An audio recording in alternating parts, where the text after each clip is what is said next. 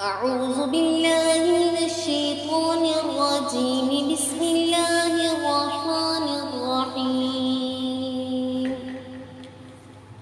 فلما فصل طالوت بالجنود قال إن الله مبتليكم بنهر فمن شرب منه فليس مني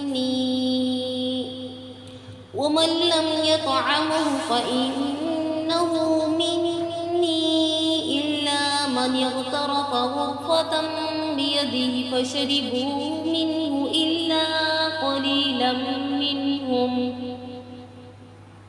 فلما جاوزه هو والذين آمنوا معه قالوا لا طاقة لنا اليوم بجالوت وجنوده.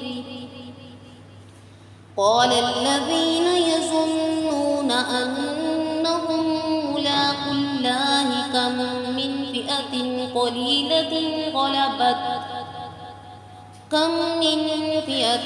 قليلة غلبت فئة كثيرة بإذن الله والله مع الصابرين.